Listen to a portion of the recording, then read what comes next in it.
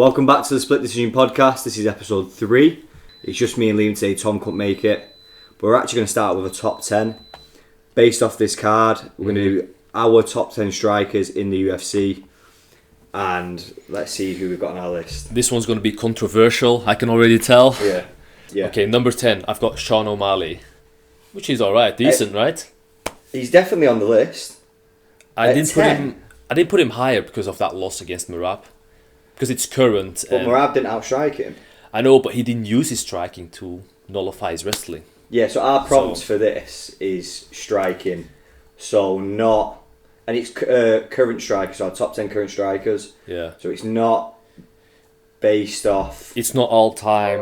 So I didn't put Conor McGregor on there. I didn't put John Jones on there. John Jones won't be on it anyway, but... Maybe 5 years ago he would be, but not right now. But yeah, 10, Sean O'Malley. I think he's still relevant. Obviously, getting a title shot soon. The reason I put him that low is obviously that loss, and he didn't do anything in that fight, really. So, yeah. For me, though, in the top 10, in the top 6, you can have anyone in any order. Yeah. But for me, that's low for O'Malley. In 10, right, and I had to have him in there, I think he's shit, but this is... striking. Yeah. So if you think about striking, it's just pure striking. Yeah, it's making it not fight IQ. No, this guy definitely not a fight IQ. But if you're talking about striking in MMA, it don't have to be pretty. It's about making it work. Yeah. So at 10, I've got Dricus Du Plessis. He's the sloppiest, worst striker, but fair play. Yeah, people aren't used to. He's that bad. It works. It's effective. Darren Till was like, he's shit. Whitaker said, like, he's sloppy. He just throws with his head down. Yeah. Adesanya said the same, but because you train against conventional boxing, conventional kickboxing, when you fight that, you don't know how to defend it. MMA striking, it works. Yeah, I know, that's a good one. I think with him as well, just because his style is so ugly and he's all over the place and his technique is all fucking everywhere, you can compare him to Anderson Silva in a way. I know you can't, like, not aesthetically. Yeah. But they're both so unorthodox. Yeah, Anderson Silva's nearly impossible to read. Head down, hands down. Obviously, the difference is one is really clean with his technique and the other isn't. But they're both effective. Yeah. It's mental how effective it is. Yeah. Who have you got in 9? Number 9, I've got Jack Della, a friend from Australia. I think he's got really, really good boxing. He's a bit slow, I feel like. Yeah. But he's got very good technique. And it works. I think he's a good boxer, but for me, he does get caught a lot. Exactly. Like Burns landed his jab on him a lot. Yeah. But his boxing's outstanding. Yeah, and he's got knees as well, as we saw in that last fight against Burns. Yeah. So it's just his overall game is really good, I feel like. He's improved every fight as well, hasn't he? Exactly, and he's undefeated, isn't he? So yeah, that's why he's number 9. He lost his first 2 fights. Yeah, but he hasn't lost since. He was probably like 17 or 18, but right now he's really good. So I think, 9, I've got MVP. Yeah. So I didn't have JDM on the list. Yeah. But he is in and around there. I've got MVP. Yeah. Most, other than maybe a Wonder Boy, but this is current, so I couldn't put Wonder Boy on it. Yeah. For me, anyway.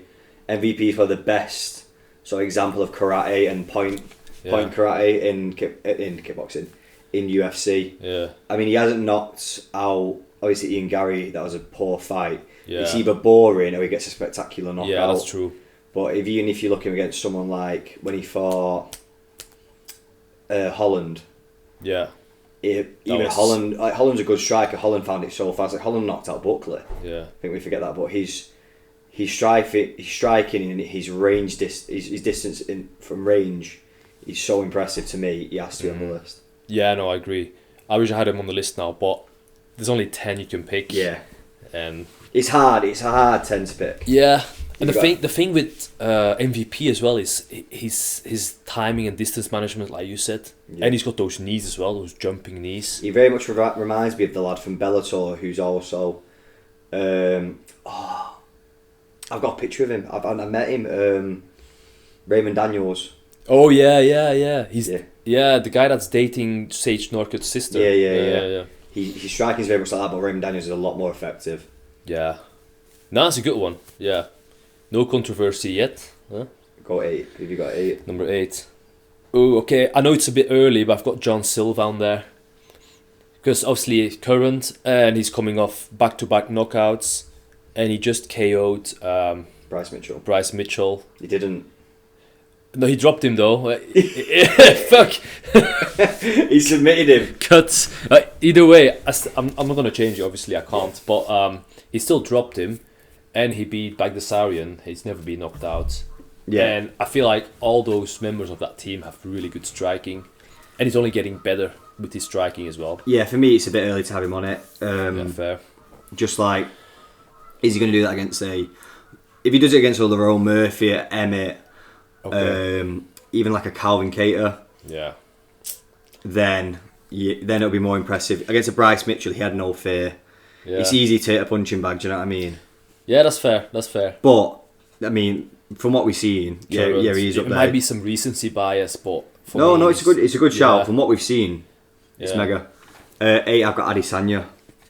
So you I can't know, argue with that. Yeah, so I know he's got a... I know he got knocked out against Mavov and DDP beat him. It's weird that I have DDP ahead of him, but if we're just talking striking, like the guy knocked out Whitaker, man. In spectacular He knocked out fashion. Pereira. Yeah, that's true. So obviously he's on his way out, but still on his day, I think anyone in that weight class can be world champion. But it's still, would you say, because it's current, so right now you think he's still the same guy? Yeah, I think his head's... I think, like, the Imavov fight, I still think can go the other way. I still think he can beat DDP. I still think he can beat most people in that division. He just hasn't. It's a bit like Chandler. I was going to say Chandler that argument. It's like coulda, woulda, shoulda, innit? But no, he's good though. I can't really argue with that either, to be fair. Especially not all he's done in the sport. I know it's current, but still, you can't deny those wins. Like, you could see him knocking someone out in his next fight. Yeah. Then winning the next one, then he's got a title shot again. And he's back. Yeah. He didn't normally finish people, to be fair. He's not known for actually. Like, a lot of his fights, decisions. Like Cannonier was a decision. Yeah. Was Whitaker's second fight a decision? Yeah. And the little Mexican dude, Gastelum. Gastelum decision as well. Yeah. So yeah, good. Number 7. This one might be controversial. Manel Kape, number 7. Currently, this guy's just on a streak, and his striking is so slick. It's so good. It's so quick, and he's the thing as well. I put him on the list because he's a defensive striker and an offensive striker. He can do both, and most fighters have their preferences. Like, for example, when we talk about like Conor, he's a counter striker, innit? A lot of karate guys are counter strikers, but this guy can do both. He looked unbelievable in his last fight, didn't he? Who did he fight again? Almabayev. Did he knock him out in the end? He knocked him out. Was it third round knockout? Yeah, I KO'd him. And he's got just great angles. He's just good everywhere on the feet. Kape's turned it around. He had that loss to Makayev, didn't he? Makayev, yeah. He wrestle fucked him. But then after that, I think 2-fight win streak, 3-fight win streak. So he's probably only 1 or 2 wins away from title shot. I like Kape as well. He trains out of AKA in Thailand. Yeah, the one in Phuket, American Kickboxing Academy in Phuket. So he's got that Thai background. So I'm a bit biased to Kape. I really like Kape. He's good, and also he's not just hands. He's got knees, flying knees. Yeah, he's got low kicks. He's got everything, body kicks. In that last fight, his confidence was through the roof as well. Yeah, it really was. So. In 7, I've got another fighter out of Thailand, but he goes all over, to be fair, but I've got Roundtree. Oh, right. My boy. I remember watching him on The Ultimate Fighter when he soccer kicked that guy on the floor. Yeah, that was unbelievable. He's the best example to me of pure violence in MMA. Eric Anders, that fight. Yeah, no one throws like him. He throws to hurt. Yeah. Even when he drops Smith, and then he's there like that, and he just doesn't throw it. Yeah. And if you look at his first few rounds against Pereira, like he did well, you know. He did really well. Yeah. He did Khalil Roundtree is probably one of my favourite fighters of all time. Watching him, every fight he's entertaining. He's not going to be a champion, but he's an entertaining fighter. Yeah, he's mega. For sure. I see with a lot of Thai guys, they are entertaining, like Barboza, Roundtree, but I feel like they're never going to be champion. Fiziev as well. Yeah, all these guys are like on top, but something's missing. You know what I think is how square Muay Thai fighters are in MMA. Is it? Yeah. When Thais fight, they fight very square on. Yeah. Like you see Roundtree bouncing his front leg. Yeah. Yeah. That doesn't transfer well over to MMA because literally you're asking for a double leg. Yeah. Like there's only been one Thai ever in the UFC ever, actual Thai, and it's Look Boom. And she's the only she's Thai, not that good, is she? Or but she's the only Thai ever. No one's come over from one and done it. They've always been Muay Thai fighters from who aren't Thai, like Roundtree. Like the foreigners that go to Thailand to train and then sort of get really good. But actual Thai just stick to Thai because it's so weird. Yeah, we should make a list on that. But Thai fighters in MMA. Thai, there's not many actually. A top one list of not UFC then, but Loma like Lookboon. Fucking Jonathan Haggerty should be on there. Yeah, no, good point. I always wondered, like these Thai fighters, they're super exciting, right? They never reach championship level, like I've noticed. It's like their national sport, innit? So yeah, MMA hasn't. Obviously, you got the gyms over there now. You got Tiger, a lot of fighters, but a lot of people. When you go to, I've trained at Tiger Muay Thai. There's Thai coaches there teaching Muay Thai, but there's not Thais fighting MMA there. Yeah, like they don't train. It's all. There's a lot of Dagestanis and Russians and a lot of Europeans, but there's not many Thais. I can't remember any Thais really doing the MMA. Yeah. Even like in one, you've had Rod Tang go against DJ, and look what happened. Like exactly, it's just not their sport. Yeah. But to me, Muay Thai should be a bigger sport. I think maybe Bang Tao might bring a few Thai fighters out. Yeah. But once again, it's all the people from America, from Europe, traveling over there. Actually, I'm contradicting myself, but we'll get into it. Get into it. Have you got Kai Kara France? Oh, I missed him. God, he's so good. You seen the last fight? I forgot about him. Unbelievable. And then that knockout over Steve Ursay. Yeah. Flatlined him. And obviously he trains with the guys at City Kickboxing. Yeah. At Asanya, and Brad Riddell is a head coach. I think he trains in Thailand as well. No, Brad Riddell he's now a coach at Bang Tao. Yeah, so which is Volk owns that gym with the Thingy brothers. Hickman brothers. Yeah. I know my shit. But yeah, he's so good. His striking is literally improving every fight. Yeah. He's got kicks. He's got punches. He's got, like I say, it's kind of like Carp, but Carp hasn't proven it yet. That's why it's not that high up. But Kai Kara France has been there, and right now I think he's going to be the next champion as well. That's how high level. You think he beats Pantoja? I think he beats him.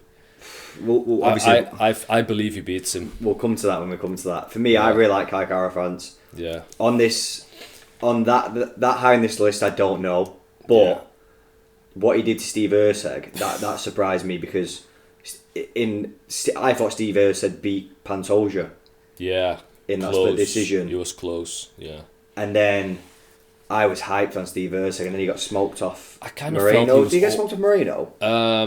No, the Moreno, last fight, yeah. Moreno beat him, and Kai Kara France beat him. He's on a 3-fight loss streak now. 3-fight loss streak. And if you include in the Pantoja one. Yeah, exactly. I feel like it was too early for him anyway. But no, he should have won the title. Something. So I still had it for Pantoja, but split decision for me. I think it was. I'd split the other way. Very close though. And I really like Pantoja. I don't think Kai Kara France beats Pantoja though, but we'll be able to predict that in a few weeks. Yeah. We'll see. We'll talk about it. 6. I've got Holloway.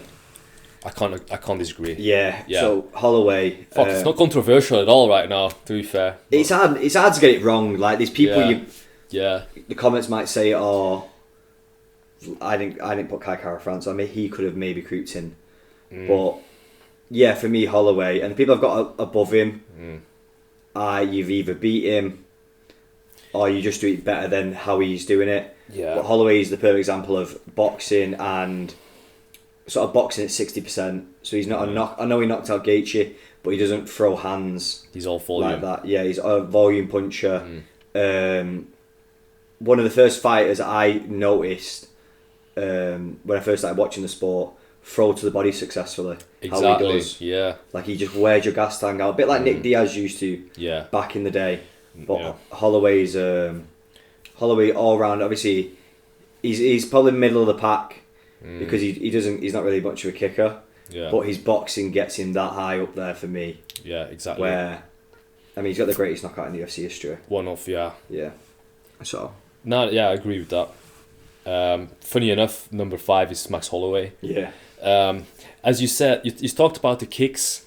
I think he's got now this spinning back kick in his arsenal, which really helps him in fights. I think he fucking broke Gaethje's nose, didn't he? He broke his nose. and obviously he's always had hands, and he's got power now as well. But he's not known for his power. Obviously, he's a volume guy.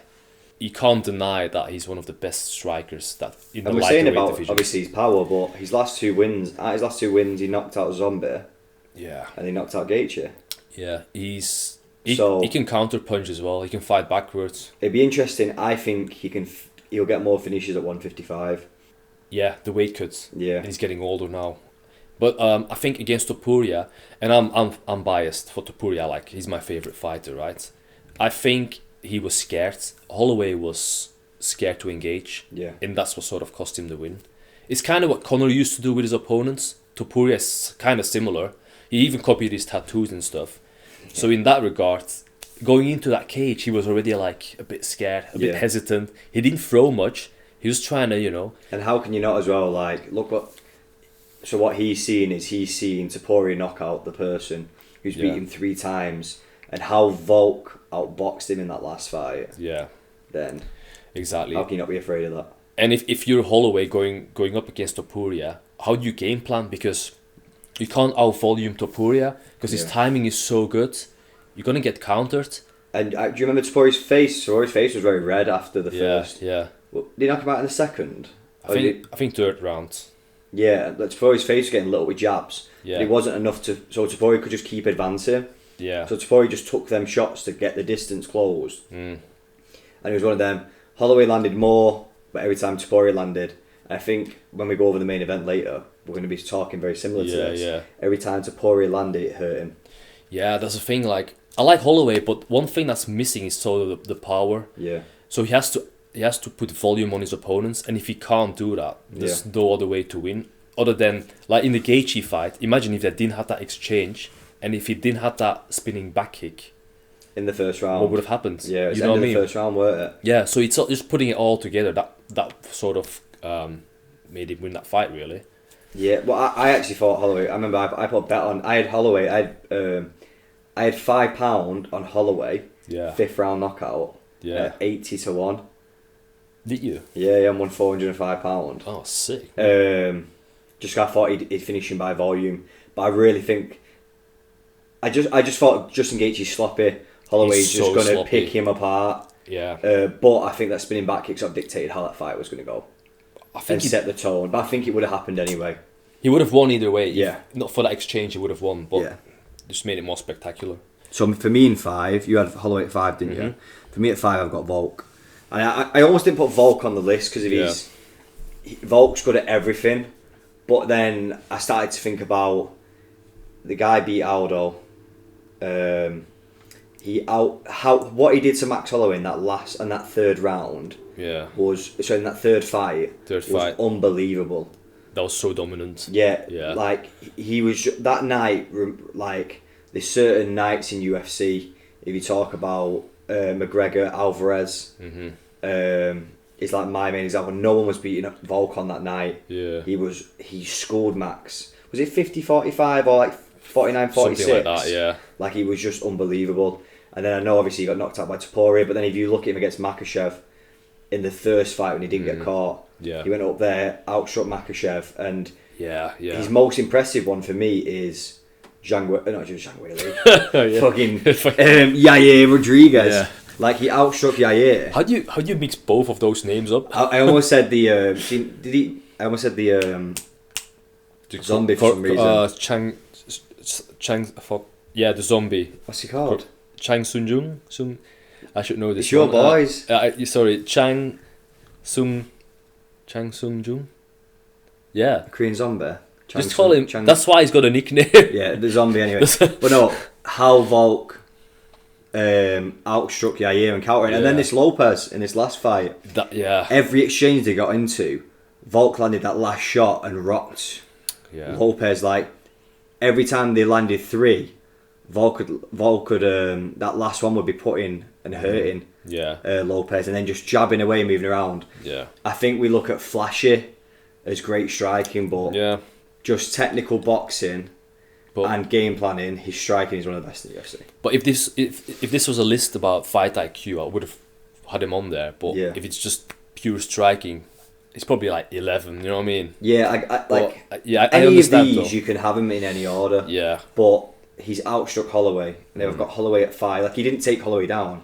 He Yeah. outboxed Holloway, yeah, I'd boxed Holloway. Yeah, and then he just outboxed Lopez. which is weird because now I've got Holloway on the list, but I don't have Falk on the list. But I get it. But- I get why not as well, though. yeah. Okay, 4. 4. Okay, 4. We got man of the moment, Brandon Moreno. I mean, his striking is just crisp, and he's just Mexican, innit? He's tough as well, so he's got that. It's in his blood.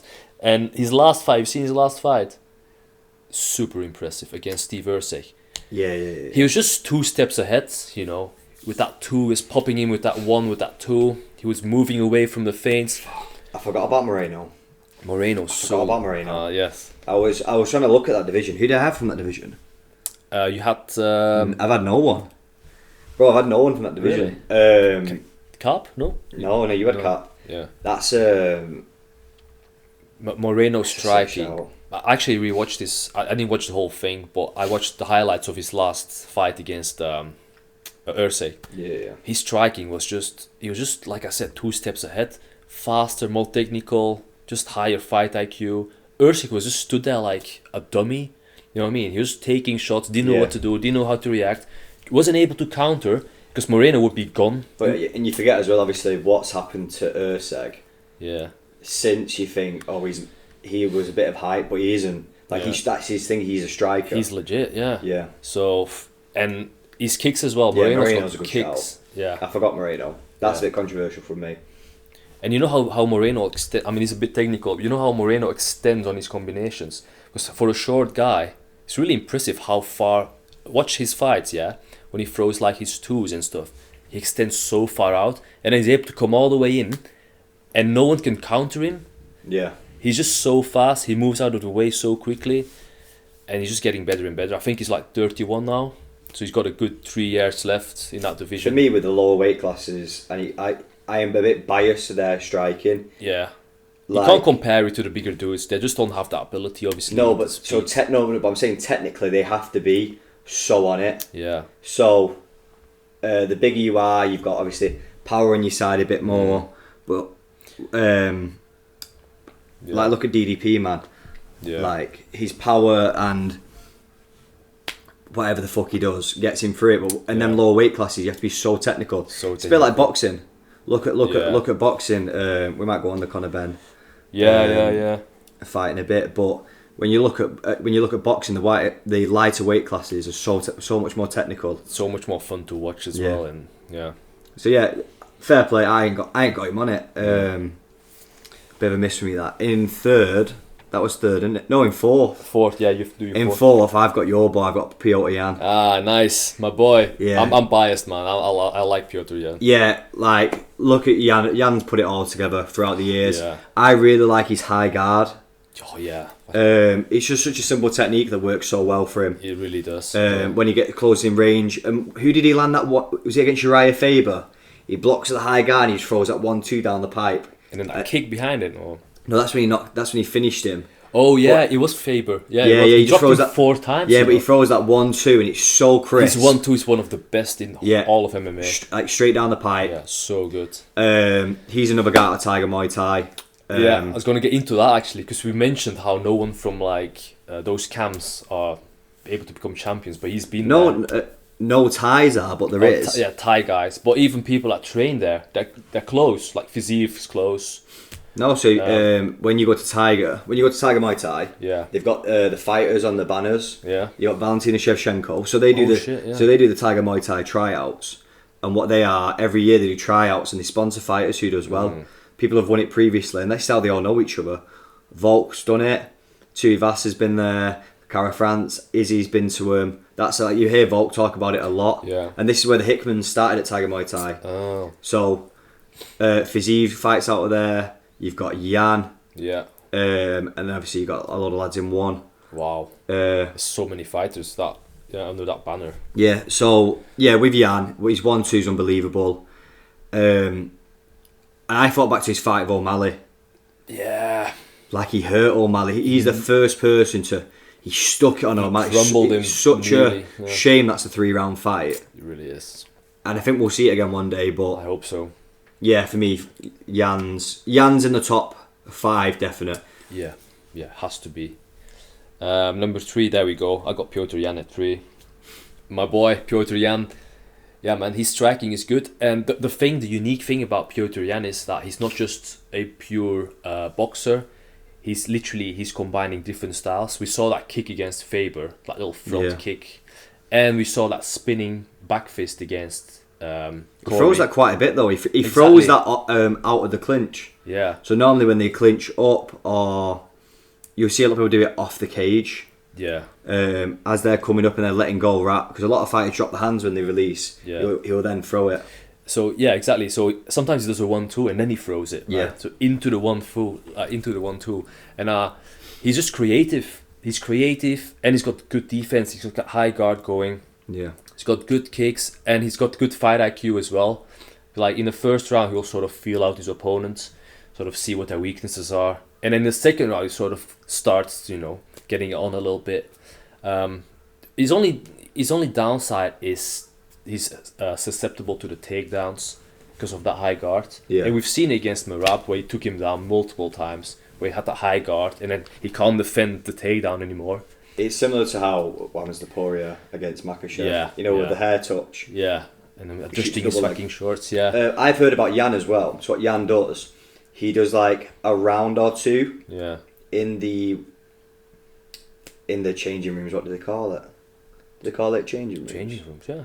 In the where they warm up. Backstage. Or, yeah, so backstage in the warm up, he'll do 2 rounds, because in his 5-round fights he takes 2 rounds to get into the fight. Really? That's a fun fact. Yeah. So I seen him talking about it. So he does like 7 rounds. He'll do 2 rounds there, so he's ready to fight then. Because his first 2 rounds are slow. Because it takes a while. Yeah. And then he gets better and better. And he was finding in his 5-rounders, he was getting a lot of. Well, look at Sterling. Do you know what I mean? He's getting a lot of close fights. Yeah. Or he'd lose the last 2, but so he'd lose the first 2 barely, and then win the last 3. Yeah. And I read that they now make him just do more rounds so he gets into the fight more.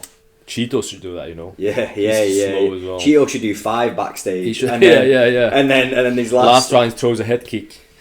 3 for me. I've got Pereira.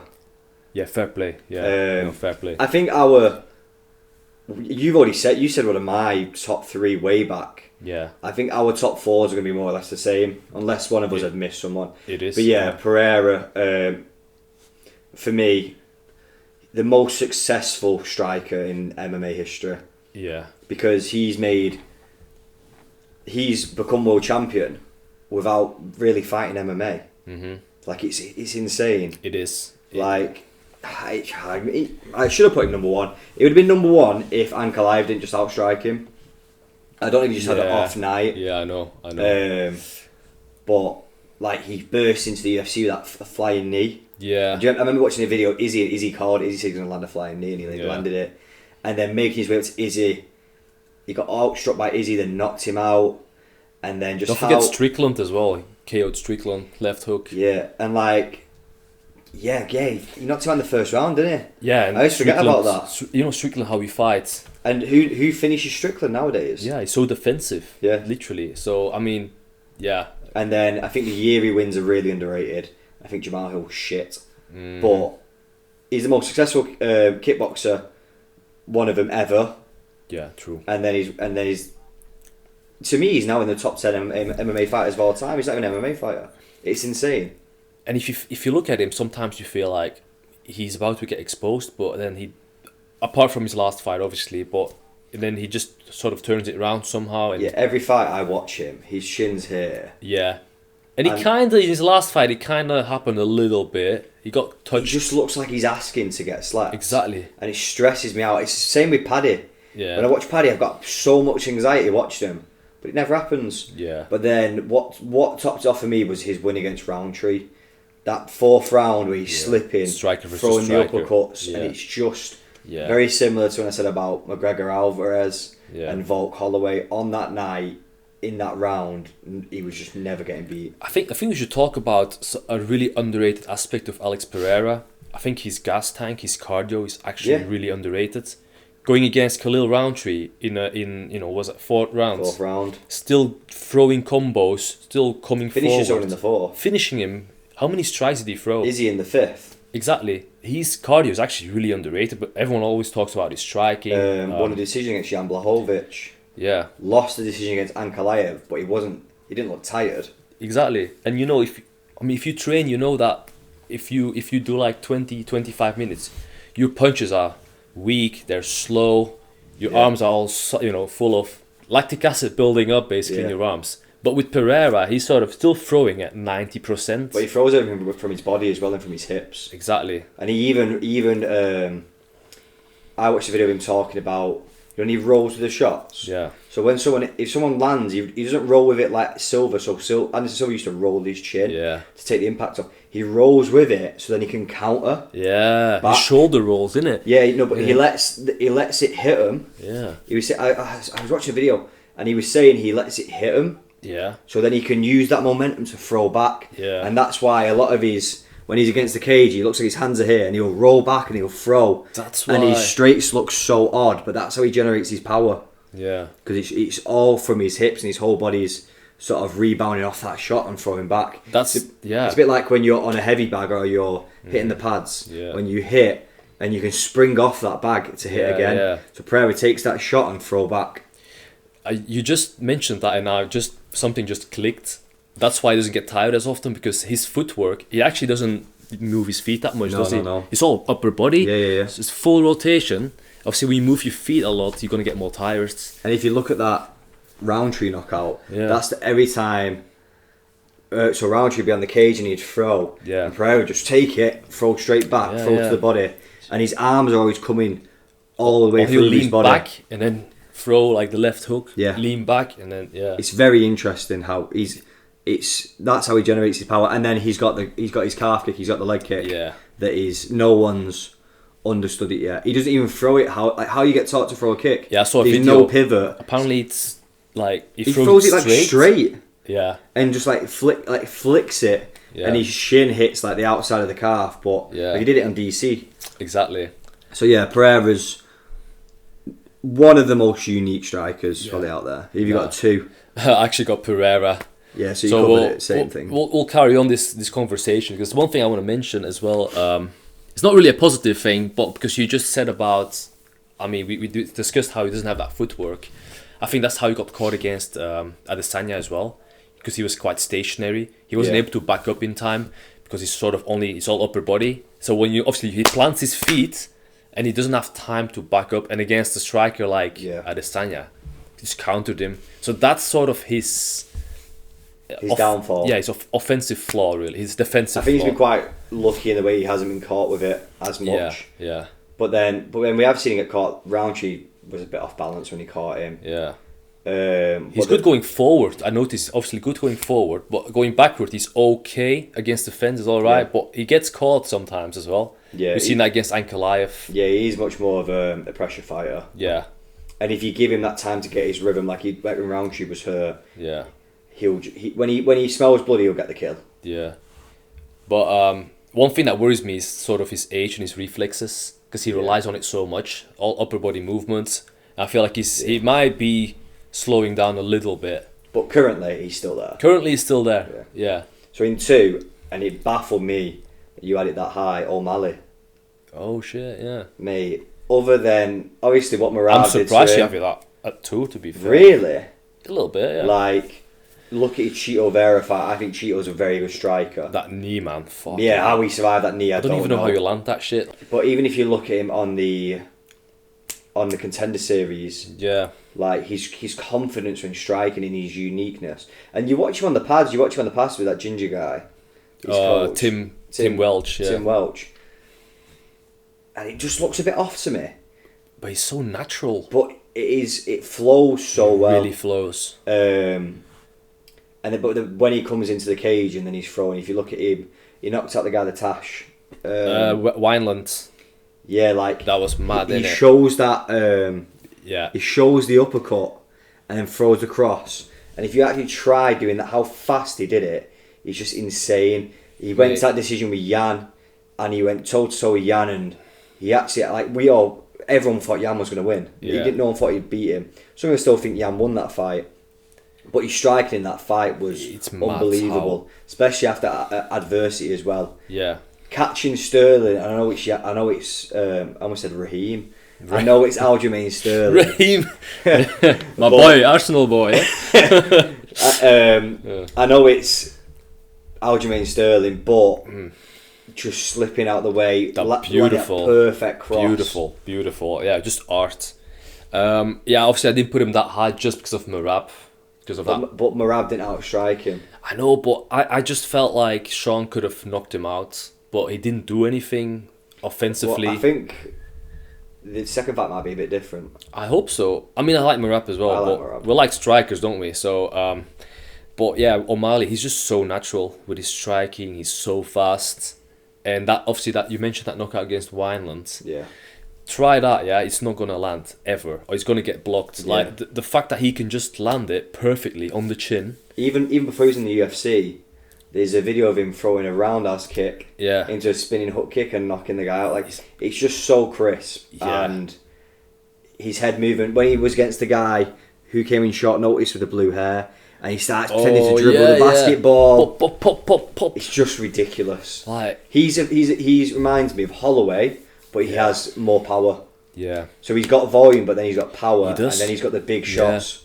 So to me, O'Malley, But it's having a weird it 80 case. is mental. And we should probably do a separate video on O'Malley, but he's not really a superstar, is he? And he should be, really. Yeah. But the UFC is pushing him. Yeah. But no one else seems to. I don't know if it's a gimmick. I don't know if he's being himself, but it doesn't seem to click with the fans, with the people. Yeah, to me with O'Malley, it's like he's trying too hard to be different. Yeah. So Topuria's done it Yeah. by being. I know he's very similar to McGregor, but he's very cool. But at least he believes in his own hype. Yeah. You know what I mean? Just someone with pink hair, and how he is, and he lets people shag his missus. Yeah, and his missus. And he does the gaming. He tries to appeal to the kids with the tattoos and the pink hair, and I think when you try that much, it doesn't appeal to the real MMA fans. Like, he's in Optic Gaming. Yeah. If you know who they are. I don't, but I'm just. Yeah. I'm nodding because like I'm like. a Call of Duty thing. You're a bit older than me. Yeah. But like, he does and he does Twitch streams, a bit like DJ. Yeah. So he doesn't come across authentic. I know. Whereas like a Volk, everyone loves Volk because he is himself. Falk is himself. And even saying like Izzy's probably a good comparison to O'Malley. Izzy is himself, but himself means that he's a bit of a weirdo. That's him. You know what I mean? But O'Malley, to me, it's like he's trying a bit too hard. We don't know the real O'Malley. Really, we don't know who he actually is. I think this might be him. But it doesn't come across natural. I think I'm always a bit disappointed when there's a big press conference and he's in it, and somehow in my head I'm like, oh, I'm gonna expect some like. I'm going to watch it because for O'Malley. And then I remember that, oh, fuck, he's actually not that good of a talker. You know what I mean? Yeah. I always forget that he's not that good of a talker until I watch the press conference with him. His best line I've ever seen in a press conference is when Jan said he looked like a fucking Russian hooker. And that was, he got roasted, basically. Yeah. And we got the same. Yeah, I hope so. You're saying 3? Topuria. Yeah, good. Yeah, no controversy, actually, other than a few, but... I wouldn't say there's any controversy. I'd say having O'Malley at 8 is a bit controversial, and me having DDP might be a bit controversial. But yeah, Topuria. Topuria has to be number 1. Man. It's the best boxing I've ever seen. The best in MMA. He's the only guy that can transition into boxing. It's unbelievable. And some people say, Poirier, get the fuck out of here. Poirier is not even close to that level. I think in the next few years we're going to see how good Topuria is. He's so good because we're gonna go over it later. Yeah. With this, or maybe we just go straight into it now. Yeah. With this Oliveira, the news that Makhachev might be moving up, and then you got Oliveira. Fighting him. Big news. Yeah. Fucking Topuria might sleep him. He might. I think Oliveira's I think they're both hard fights. Yeah. So they're the two that worry me for Topuria. I think Topuria might beat him still. After that though, bro. Poirier, he's going to clean him. He literally cleans Poirier with ease. Gaethje. Yeah, easy. He would knock him the fuck out, yeah. Hooker. He's a bit tall though. He's a bit rangy. Chandler did it. It might be a TKO, ago. Yeah. Yeah, but he would win either way. He would win. Gamrot. Gamrot would die. Dariush. Same thing. He's been knocked Fiziev. out. Oh, that would be a good matchup though. That would be good. Paddy's the only one I'm like, Paddy might be alright, you know. Yeah. But I think with Topuria, one thing that he does and no one else does in MMA is he puts 5 to 6 combinations together into the body as well. yeah. We barely see that in MMA. It's always 2 shots, 3 shots max. That's how he knocked out the lad he came back against when he got head kicked. Yeah, Herbert, Jai Herbert. Yeah. He knocked him out that way. Exactly, that's what I mean. He follows up with shots. Like, MMA fighters have this habit of throwing 2 shots and then backing back out. He frames well as well. He frames like a boxer. You'll see frames. Canelo frame. Yeah. Mid combo, and that's how he knocked out Volk. And he watches Canelo framed a that lot. forearm and then threw that right. And that's Volk's weak side as well, the left side. He always, when Volk pulls back, this is always open with Volk somehow. But yeah, man, he's just. I'm just surprised that we had to wait so long for a good boxer in MMA. Yeah. That's effective as well. Because I think he trains like a boxer that does boxing and not like. Have you seen his pad work footage? It's good. We'll try to add a little bit in here. A little bit, yeah. But it's. And I get it's 2 different sports, but to make it work in MMA is just really impressive. And he's originally not even a boxer. That wasn't his first sport. Yeah, he started when he was 17. Was it Sambo? Some grappling. And then he went to jiu-jitsu when he moved to Spain. Yeah. But wrestling, I think, Georgian wrestling or something yeah, like that. yeah, no, he did wrestling and then moved to jiu-jitsu and then Yeah. then he's boxing. But he's unbelievable. He's and I think the reason that he can strike that freely is because he knows that he got skills on the ground as well. But do you remember when we used to speak about McGregor's boxing? Yeah. Topuria, it's just another level. It's It's not even close. But a lot of people are not ready for that discussion, but it really is. Like to me, besides him, the best boxers, Holloway claimed it for a bit. It's probably Jan. Jan is, I would say, he's second. Like just pure But Jan boxing. is nowhere near. He's nowhere near. But speaking of Conor was a fantastic striker, but he was an MMA striker. Yeah. And we really saw that in his boxing match. Yeah. He was landing, but there was zero power on it. And as well, how he Conor before the boxing match, Yeah. and after, very two different. He then turned into a boxer in MMA. He thought he was a boxer, but it didn't translate to MMA. It doesn't. Whereas it does for Topuria though. Exactly. That's why. When you watch Conor before Mayweather, his stance, his movement, how fluent and relaxed he was. He was very much like O'Malley. Mm-hmm. Like everything looked so natural, so fluent, so relaxed. That's what I mean. He makes it work, and with Conor, he's a typical MMA striker. Yeah. So distance management. Like if you used to say the greatest strikers in MMA history. Yeah. Not just current. Yeah. Topuria's top 5. He really is. Yeah. He would be. He would be. But there would be other guys in there, but like pure MMA strikers. Yeah, Anderson Silva would be up there. Yeah. Even still, Topuria, even though he's number 1 right now, he's still one of the greatest strikers of all time. Yeah. Already. Yeah, I believe so. And I think in 5 years' time he'll be in the top 10 greatest of all time. He will be, yeah. I think he flatlines Charles, like. I do, just because Charles gets caught. But you know what, Charles striking against Chandler looked really good. I can't lie, it looked really good. It looked striking against Aspinall, Dariush. Yeah. I think everyone forgets he fought about that fight. I kind of forgot how that went, but... He beat the fuck out of him. Exactly. So, Charles is getting better, but I think it's a bit too late now to, improve that much, because he's 36 now. I think he's sort of hit his ceiling now. Yeah. So going on to that, the breaking news this week is Topuria's going to be fighting for the title. So he's either going to be fighting for the title with Charles Oliveira in a interim, or even very similar to how Volk fought Lopez in a, not a unification, but just a lightweight title bout. Yeah. And that would mean Makhachev is going to move up, or he fights Islam. So I think a lot of the division is now sort of getting their matchups. Gamrot's got a matchup with Ludwig Klein. That was announced today. Wait, I thought Ludwig Klein He's not even ranked. I thought he was a featherweight. I'm sure it's Ludovic Klein. I always call him the Slovakian? Is he Czechoslovakian? Yeah, it's him. Yeah. Yeah, I'll call him the Slovakian Jose Aldo. Well, he's not ranked. He's fighting rank 7. Oh, right. So then obviously Paddy's gonna get a match up, probably like a Gaethje. I think they're gonna do Poirier Holloway. It seems. Yeah. And then it's either gonna be Charles versus Topuria or Topuria versus Makhachev. I think they're going to do Charles versus Topuria. I do, and I think then Makhachev. It seems. It's weird that Khabib's team are saying this. Yeah. If Belal loses, then they do Makhachev versus JDM, and they're on the same team. I just listened to the Weasel before, and he mentioned the friendship between Makhachev and Belal. Yeah. Belal is not part of that team, you know. No. He just did a training camp with them. But he's not close to these guys. Yeah. But Belal thinks he is. Yeah. But he's not. You know what I mean? But like it's just it puts Makhachev then in a really weird situation. Yeah, it does. Like he's gonna go up. They said they would. I'm sure they said they would fight Belal. No. So basically, Belal said that he would never fight Makhachev.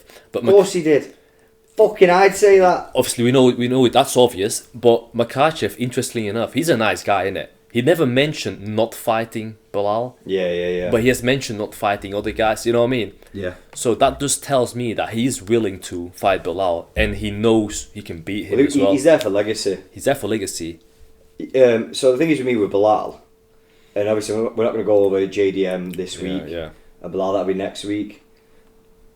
If Belal's last name was Nurmagomedov, or if he weren't Palestinian and he was fucking, or if he wasn't, and he's from Dagestan, or if he was everyone would be saying no one's going to beat him. Yeah. Everyone would be saying how unbelievable and dominant he is. Yeah, it's because he's called Belal. No one remembers his name. If he had a funny hat, no one would be saying anything. Yeah. You know what I mean? It's like he walked Leon Edwards and he's walked that division, and everyone's buzzing off Brady right now. Yeah. And look, he knocked out Brady. Like, do you remember how he battered him? I mean, it was a standing TKO, but still. No, but he put it on Brady. He did put it on Brady. That's what I'm saying. That's his only finish. If his name was Nurmagomedov, yeah, I agree. We'd all be going. Yeah. Nah, no one's beating him. It's funny, innit, how that works. Yeah. Like, look at us with Umar. Yeah. If Umar's name was Belal Muhammad, we wouldn't average. have been going. Yeah. There's no way. Why is he fighting Sanderhagen already? And yeah. It's that Dagestani bias that gets a lot of people. Is. Yeah. These guys from crazy mountains, these guys are sort of they get so biased. Like people just even Joe Rogan, and all these guys. They all do it. The way they hype Weasel. them up. The Mate, Weasel. He's from somewhere like there. He's like one of them. He's from round there anyway. He sounds Canadian to me, but I don't know. No, he isn't. He's like. He sounds fucking Canadian. Nah, the guy's like he's from somewhere around. It might be. It might. He's got a bit of like the brown Russian in him. We've never seen a face reveal, I'm telling you. He might have one of these funny hats. Yeah. He might have a big He's got beard, Khabib on his thumbnails. He's got Khabib on his little crystal ball. He might be onto something. He's not fucking Canadian. But that's sort of the lightweight division sort of got its lineup now. Yeah. It's almost like a tournament, and I think they'll really base it off depending who wins. So say Topuria fights Charles. Mm-hmm. I think if Charles wins, they'll go with maybe I think it's all to do with Paddy. I think Paddy gets the next fight. He's definitely involved. Topuria, you got the backstory with the UFC London. Yeah. And did he call him water bottle boy? Hand sanitizer boy. Hand sanitizer boy. That's funny though. I can't lie. So you've got that previous story there, and then Olivier has beat everyone in that top 5 other than Paddy. Yeah. You've got Hooker in there as well. Hooker's getting better and better as well. Hooker's got one win away. Up and coming fighters you got as well. Joel Alvarez has just got in the top 50. Yeah. Bahamondes. Yeah. He's gonna be he's gonna be ranked the minute he beats Benoit Saint Denis. Yeah. Ludovic Klein if he beats Gamrot. Yeah. There's so many guys up and coming now as well. I think we're gonna have these next few months to like a change of the tide. Yeah. Yeah. I just think like for me, Poirier Gaethje, Chandler, even Fiziev. Fiziev is somewhere in there as well. Dariush, Denis. I think they're all gonna slowly creep out of it. We're forgetting about the billionaire kid. Oh, Arman. Arman. He's so good, you know. Yeah. Obviously, he got shafted by the UFC. Arman's gonna have to fight again. Yeah. I think he fights like a. No, I think his matchup is known. I think. Is that fighting Gaethje? I swear the Weasel said he's fighting something. Gaethje, isn't he? I don't know who he's I fighting. think he's fighting Gaethje. He might be. They gave him a matchup. Gaethje's coming off the Fiziev win. Yeah, they gave him a matchup. I think Arman's sort of the not the underdog, but the one we forget about, the dark horse. The of dark division. horse, yeah, the dark horse. Arman's the dark horse of the division where, because he's boring and no one cares about him, Yeah. we all forget. He's not even that boring. He's just. He is. I don't like him, man. He's just spoiled. He doesn't have to do this. You know what I mean? That you'd think that'd make me like him more, but I don't. Yeah, push boy. I mean, he's really good though. I feel like if he wasn't that wealthy, he'd be even better. He's another. If his name was Nurmagomedov, or if he was Russian, we'd all be going shit. Yeah. Well, I'll be on that. Oh, hold on. This guy is serious. But because he's Armenian, no one gives a shit. Yeah. Even if he was like Georgian, they get a bit of it as well with yeah. Marab now. With Marab and Dolidze but yeah, good man. That lightweight division, honestly, is stacked. So stacked. Yeah, the next year is going to be. It could be turned upside down.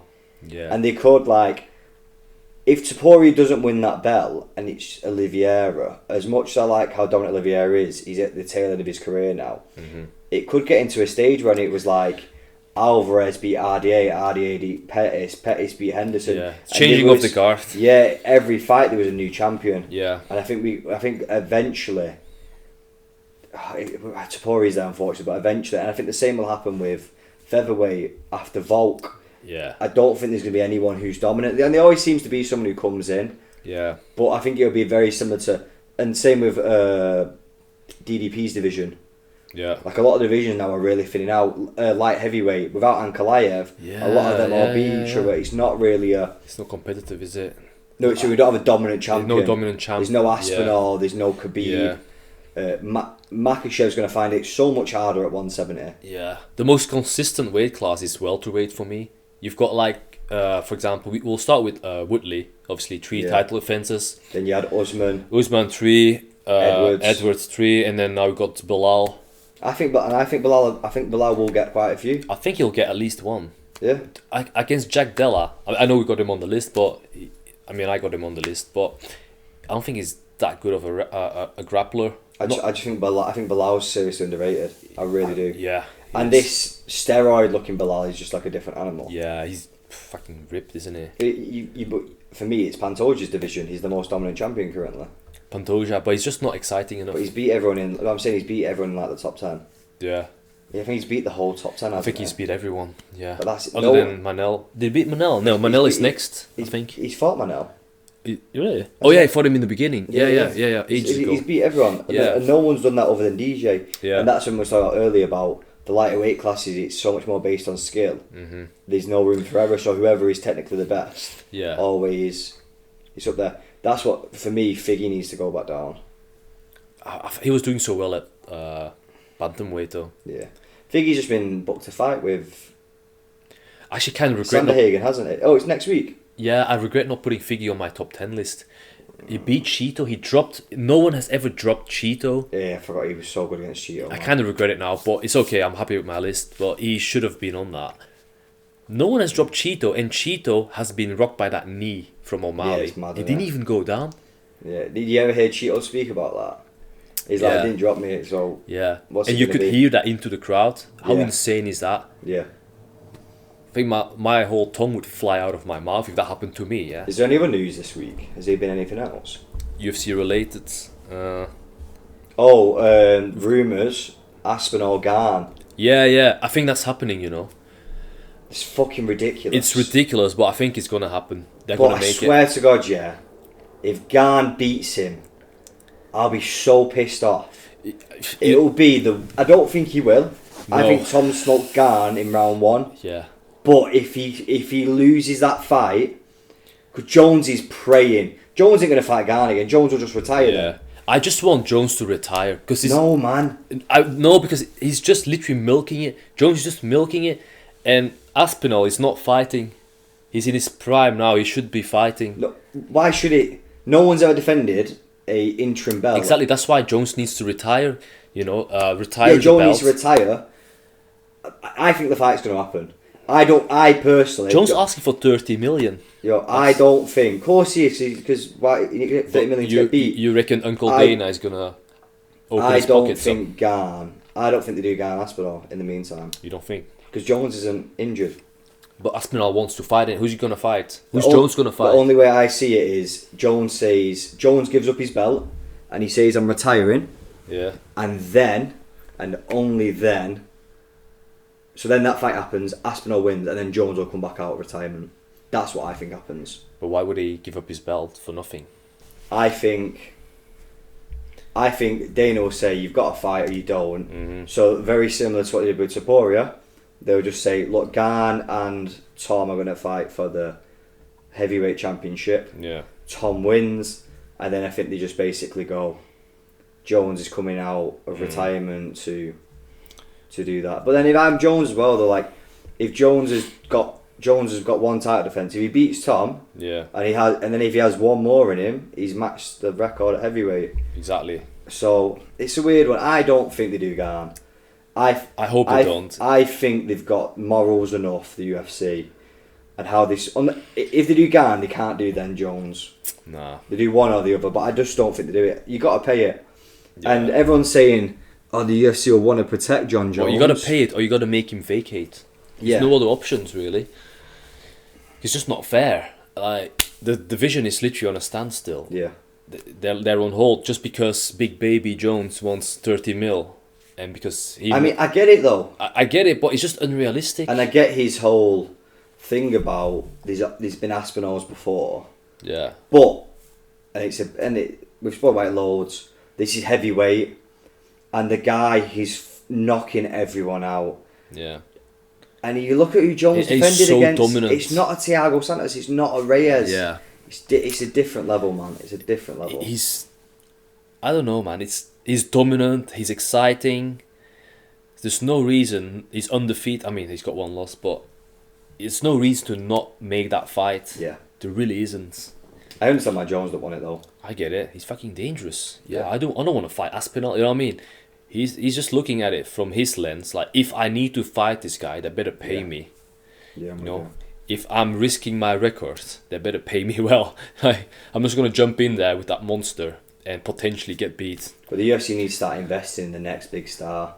Yeah. And Tom's become very camera comfortable on camera. He's become very media trained, which I never thought that would ever be him. I thought he'd be quite a boring person. He's really come out of his shell. So the UFC are like, once Jones goes, who's going to be our big star? I think being a heavyweight, Aspinall could be one. I think they was banking it being Ngannou. That never worked out. Yeah. So I think one mistake that Tom has made or is making is, I think the only way to get a fight with Jones is to really disrespect him. And you might be the heel for a bit. I mean, Bisping was a heel, and now everyone loves him. I think that's the only way to really get him out of his couch. Yeah, start calling him gay or not like Guru does. Yeah, but he's a bit gay. But yeah, he is gay. He's a gay man. Not even that. Like, literally go for his legacy. Go for, like, he knows that he lost a few fights, but obviously the judges gave. Go for his god.